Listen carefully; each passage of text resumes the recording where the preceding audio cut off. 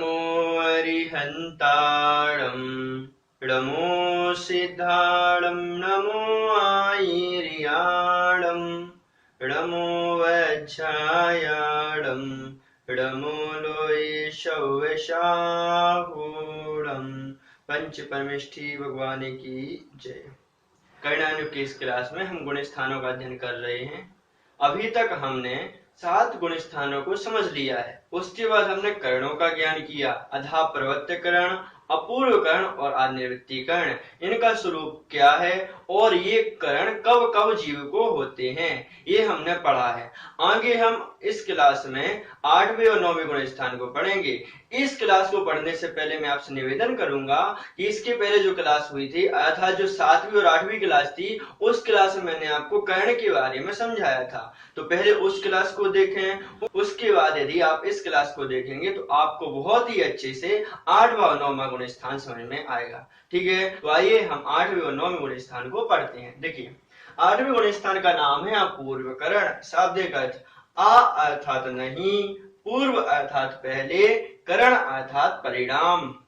जिस गुण स्थान में निरंतर अपूर्व अपूर्व परिणाम होते हैं, अर्थात जिस गुण स्थान में जीव को निरंतर ही अपूर्व अपूर्व परिणाम हो। अपूर्व अपूर्व अर्थात नए नए, ना पूर्वादि अपूर्व, जो पहले नहीं हुए हैं, ऐसे हर समय निरंतर नए नए परिणाम जब होते हैं जीव को, तब जीव का 8वां अर्थात अपूर्व कर्ण गुण स्थान बनता है। पुनः देखिए, आ अर्थात नहीं है, पूर्व अर्थात पहले, कर्ण अर्थात परिणाम। जिस गुण स्थान में जीव को अपूर्व अपूर्व परिणाम होते हैं अथवा जिस स्थिति में पहले ऐसे परिणाम नहीं हुए हैं, उस प्रकार के नए परिणामों का होना, उसका नाम है अपूर्व कर्ण गुण स्थान। तो आइए हम इसी बात को आगे घटाते हैं। देखिए, इस गुण स्थान में समसमयवर्ती जीवों के परिणाम समान और असमान दोनों होते हैं, किंतु भिन्न समय में रहने वाले जीवों के परिणाम भिन्न ही होते हैं। उसे हम अपूर्व कर्ण कहते हैं। 2 कंडीशन है। पहले तो समसमयवर्ती जो जीव रहेंगे उसके परिणाम समान और असमान दोनों रहते हैं, किंतु जो भिन्न समयवर्ती जीव रहते हैं उनके परिणाम निरंतर भिन्न ही होते हैं, उसका नाम है अपूर्व कर्ण। इसी बात को यहाँ पे घटाया है, क्योंकि इन्होंने यहाँ पर कहा है कि जिस गुण स्थान निरंतर अपूर्व अपूर्व परिणाम होते हैं, तो वही बात उन्होंने आगे बता दी कि समसमयवर्ती जीवों के जो परिणाम हैं उनके समान और असमान दोनों होते हैं, किंतु भिन्न समयवर्ती जीवों के परिणाम भिन्न ही होते हैं, उसका नाम है अपूर्व कर्ण गुण स्थान। एक एग्जाम्पल से देखते हैं। जैसे 10 बजे 5 महाराजों ने कहीं से विहार किया, उनमें से जो पहले थे वो बहुत आगे चल रहे थे, बहुत तेज तेज चल रहे थे। इस कारण से वो महाराज क्या होते हैं, सबसे आगे निकल जाया करते हैं। लेकिन कुछ महाराज ऐसे थे जिनकी गति मंद थी, तो वह बीच में रह जाते हैं, और जो वृद्ध हैं वो महाराज सबसे पीछे रह जाते हैं। तो हम इस बात को घटाते कि समसमयवर्ती जीवों के परिणाम समसमय क्यों कहा, क्योंकि ये समान समय में चले हैं। अर्थात ये 5 महाराज 10 बजे निकले हैं। 10 बजे 5 महाराज निकले, इसलिए इनको हमने कहा समसमयवर्ती। तो ठीक है, उसके आगे क्या कह रहे हैं कि समसमयवर्ती जीवों के परिणाम समान और असमान दोनों होते हैं। तो ये समान भी और असमान भी हैं। समान कैसे हैं, क्योंकि ये 3 महाराज समान है अर्थात साथ में है, तो ये क्या हो गए, समान हो गए। 3 है ना साथ में, इसलिए इनको कह दिया समान है। लेकिन एक तो आगे निकल गए हैं और एक पीछे निकल गए हैं, इसलिए इनको कहा है असमान। लेकिन समसमयवर्ती हैं, समसमय था 10 बजे निकले हैं। तो बात क्या हुई, बात ये हुई कि 10 बजे 5 महाराजों ने विहार किया, वो सभी समसमयवर्ती हैं। तो समसमयवर्ती महाराजों के परिणाम समान, समान क्यों, क्योंकि 3 महाराजों के परिणाम एक से हो रहे हैं, समान हो रहे हैं। लेकिन असमान भी होते हैं, तो एक महाराज आगे निकल गए, एक महाराज पीछे निकल गए। तात्पर्य क्या हुआ, तात्पर्य हुआ कि समसमयवर्ती जीवों के परिणाम जहां पर समान, समान अर्थात साथ में ही समान होते हैं और असमान भी होते हैं, उसका नाम है अपूर्व कर्ण। स्थान में जीव के पहले परिणाम नहीं हुए हैं, ऐसे निरंतर नए नए परिणाम होते हैं, उसका नाम है अपूर्व कर्ण। ये जो एग्जांपल दिया, सम समय पर निकले क्योंकि 10 बजे निकले, समान समय पर निकले हैं। लेकिन समसमयवर्ती होते हुए भी कुछ महाराज तो समान रह गए हैं और कुछ असमान रह गए हैं। इसलिए कहा कि समसमवर्ती जीवों के परिणाम समान और असमान दोनों होते हैं। दूसरी कंडीशन तो यहाँ पर दे रहे हैं, किंतु भिन्न समय में रहने वाले जीव के परिणाम भिन्न ही होते हैं। क्या कहा? जो भिन्न समवर्ती जीव हैं उनके परिणाम क्या रहेंगे? भिन्न ही रहेंगे। जीव का यहाँ पे आए थे महाराज, मुनि महाराज, क्योंकि ये जो गुण स्थानीय मुनि महाराज के होते हैं, सामान्य जीव के तो होते नहीं। इस कारण से यहाँ पे मुनि ले लेना। तो अब भिन्न समवर्ती महाराजों की चर्चा करते हैं। भिन्न समवर्ती अर्थात जो 10:05 पे निकलेंगे, अर्थात ये जो 5 महाराज इनके 5 मिनट बाद जो निकलेंगे, तो वो कितने महाराज थे? वो 5 महाराज थे।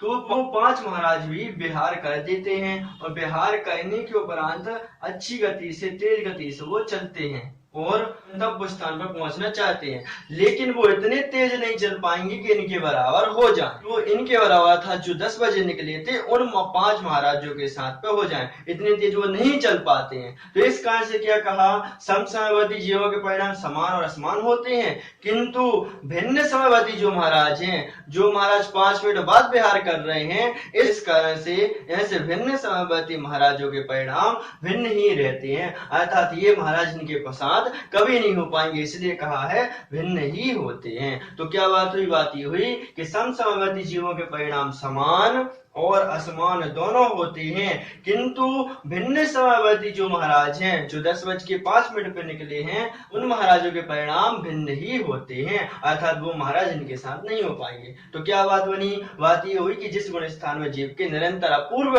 परिणाम होते हैं, निरंतर नए नए परिणाम होते हैं, उसका नाम है अपूर्वकरण। यह 8वां गुण स्थान है। इसमें जीव निरंतर अपने भावों को विशुद्ध बना के नए नए परिणाम करते रहता है। ठीक है। साथ ये जो गुण स्थान है, इस 8वें गुण स्थान से जीव 9वें गुण स्थान में, 7वें गुण स्थान में, और यदि मरण हो जाता है 4थे गुण स्थान में भी जा सकता है। अर्थात इस गुण स्थान से जीव 3 गुण स्थानों को प्राप्त करता है, 9वां, 7वां अथवा 4ठा। जैसी स्थिति होगी उसकी वैसे ही उसको गुण स्थान प्राप्त हो जाएगा। इसके साथ साथ ये जो गुण स्थान है, इस गुण स्थान की जघन्य और उत्कृष्ट स्थिति अर्थात काल, जघन्य से एक समय है जो मरण की अपेक्षा है, और उत्कृष्ट से अंतर मुहूर्त है, अर्थात कम से कम यदि जीव रहेगा तो मरण की अपेक्षा वह एक समय तक इस गुण स्थान में रह सकता है, मरण हो जाएगा तो नीचे आ जाएगा, और यदि उत्कृष्ट रहता है, ज्यादा से ज्यादा रहता है, तो वह जीव अंतर मुहूर्त तक इस गुण स्थान में रह सकता है। ये विवेचना तो 8वें गुण स्थान की हुई। अब आगे हम 9वां गुण स्थान पढ़ते हैं। देखिए 9वें गुण स्थान का नाम है अनिवृत्ति गण।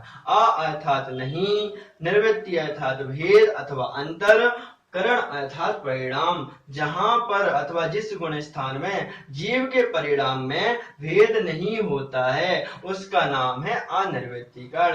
अर्थात नहीं है, निवृत्ति अर्थात भेद अथवा अंतर, करण अर्थात परिणामों में, अर्थात जिस गुण स्थान में जीव के परिणामों में अंतर नहीं होता है उसका नाम है अनिवृत्तिकरण। आइए हम इसी बात को लगा के देखते हैं। इस गुण स्थान में समसमवर्ती जीवों के परिणाम समान और भिन्न समवर्ती जीवों के परिणाम भिन्न ही होते हैं, अर्थात इस गुण स्थान में जीव के समवर्ती जो जीव है उसके परिणाम समान ही होते हैं, लेकिन जो भिन्न समवर्ती जीव है उसके परिणाम भिन्न ही होते हैं। उस गुण स्थान का नाम है अनिवृत्तिकरण। इस गुण स्थान में 2 अवस्था बता रहे हैं। क्या अवस्थाएं हैं? 2 प्रकार की अवस्थाएं बता रहे हैं कि समसमवर्ती जीवों के परिणाम समान होते हैं। समसमय अर्थात हम उस उदाहरण को पुनः लेते हैं। 10 बजे 5 महाराजों ने विहार किया। कितने महाराजों ने विहार किया? 5 महाराजों ने विहार किया। ठीक है, तो हो गए समसमवर्ती। क्यों हो गए समसमवर्ती? क्योंकि समान समय उन्होंने विहार किया है, तो इनके परिणाम समान ही होते हैं। अर्थात ये जो 5 महाराज ये संघ के साथ चलते हैं, समूह से चलते हैं, कोई आगे पीछे नहीं रहता, साथ साथ विहार करना प्रारंभ करते हैं और जहां तक जाना था वहां तक साथ साथ रहते हैं, अर्थात आगे पीछे कोई नहीं होता। तो क्या बात हुई? बात ये हुई कि समसमवर्ती जो मुनिराज है, समसमय अर्थात 10 बजे 5 महाराजों ने विहार किया है, इस कारण से हमने इनको कहा समसमवर्ती। तो समसमवर्ती जीवों के परिणाम समान ही होते हैं, ये साथ ही रहते हैं, तो इसको कह दिया समान ही होते हैं। इस प्रकार से पहली कंडीशन हो जाती है। और दूसरी कंडीशन, भिन्न समवर्ती जीवों के परिणाम भिन्न ही होते हैं। अब 10:05 फिर से महाराजों ने विहार किया। कितने महाराजों ने? 5 महाराजों ने मान के चलो विहार किया। फिर महाराज कैसे रहते हैं? एक आगे रहते, एक पीछे रहते, एक और पीछे रहते, एक और पीछे रहते और एक और सबसे पीछे रहते। तो इनमें से कोई भी साथ साथ नहीं रहता, सब महाराज अलग अलग रहते हैं, अथवा ऐसे कहें कि इन महाराज के साथ वो कभी नहीं हो सकते। तो भिन्न समवायवादी जीवों के परिणाम जहां भिन्न भिन्न होते हैं, अलग अलग होते हैं, और तो दूसरी कंडीशन होगी भिन्न समवायवादी। लेकिन समसमवायवादी जीवों के परिणाम कहाँ होते हैं? समान होते हैं। तो इस गुण स्थान में दो कंडीशन इस प्रकार से बनती हैं। पुनः से देखते हैं, इस गुण स्थान में समसमवायवादी जो समान समय में चले हैं अथवा 10 बजे चले हैं, उनके परिणाम समान ही होते हैं, समान हो गया था, साथ में रहेंगे। लेकिन जो भिन्न समवायवादी महाराज हैं अथवा 10:05 पे जिन्होंने विहार किया है, उन महाराजों के परिणाम भिन्न ही होते हैं। उसका नाम है अनिर्वृत्तीकरण गुण स्थान। इस गुण स्थान में दो प्रकार की जीव की अवस्था हुआ करती है। अनिर्वृत्तीकरण, अर्थात नहीं है, निर्वृत्ति अर्थात भेद, करण अर्थात परिणाम, जहां पर मुनिराजों के परिणामों में अंतर नहीं होता है, उसका नाम है अनिर्वृत्तीकरण। तो इस प्रकार से दोनों विवक्षा हो गए। भिन्न ही होते हैं, भिन्न होने का तात्पर्य दूसरी कंडीशन है, अर्थात वो पांचों महाराज जो निकलेंगे बाद में, वो सब अलग अलग ही होंगे। तो एक प्रकार से भिन्न ही कह दिया है। भिन्न क्यों कहा? क्योंकि अलग अलग है तो समान ही तो हुए, कोई वहां है, कोई वहां है, कोई वहां पे, कोई और आगे, कोई और आगे है। इस प्रकार से वो पांचों की कंडीशन जो है वो समान है। समान कैसे है? वो पांचों ही अलग अलग हैं। इस कारण से कहा भिन्न समवायवादी जीवों के परिणाम भिन्न ही होते हैं। तो ठीक है, तो दो कंडीशन यहाँ पे अपन को समझना है कि समसमवायवादी जो महाराज 10 बजे निकले वो समान ही रहते हैं, साथ में ही रहते हैं, और भिन्न समवायवादी जो महाराज वो अलग अलग ही रहते हैं, अथवा ये इनके साथ कभी नहीं आ पाएंगे।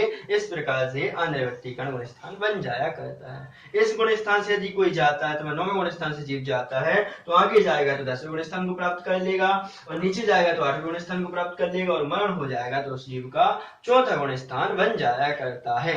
इस प्रकार से इस 9वें गुण स्थान से जीव 3 गुण स्थानों में जा सकता है, 10वें में, 8वें में और 4थे गुण स्थान में जा सकता है। मैं पहले आपको बोल चुका हूं कि इन गुण स्थान को पढ़ने से पहले 7वें नंबर की और 8वें नंबर की जो कर्णानियों की क्लास है उसको जरूर पढ़ें। यदि आप उसका अध्ययन करते हैं तो उसमें हमने यही एग्जाम्पल देकर समझाया है। अपन ऐसे समझेंगे तो आपको दिक्कत नहीं होगी, इसलिए आप वो दोनों क्लास को पहले पढ़े, इसके बाद यदि इस क्लास को पढ़ते तो आपको समझ में आ जाएगा। उसके बाद जो 9वां गुण स्थान है उसका भी काल 8वें गुण स्थान के समान है, इसलिए हमने लिखा दोनों गुण स्थानों का काल, अर्थात जो 8वां गुण स्थान है अथवा 9वां गुण स्थान है, इनका जघन्य काल एक समय है मरण की अपेक्षा, और उत्कृष्ट काल यदि रहेगा तो अंतर्मुहूर्त रहता है। इस प्रकार से यदि जीव 8वें गुण स्थान में अथवा 9वें गुण स्थान में कम से कम रहता है तो एक समय के लिए, क्योंकि उसका मरण हो जाता है तो एक समय बन जाता है, और अधिक से अधिक रहता है तो अंतर्मुहूर्त तक रहता है। अंतर्मुहूर्त के बाद नियम है कि वह दूसरे गुण स्थान को प्राप्त होता है। इस प्रकार से ये दो गुण स्थानों की विवेचना हो गई है।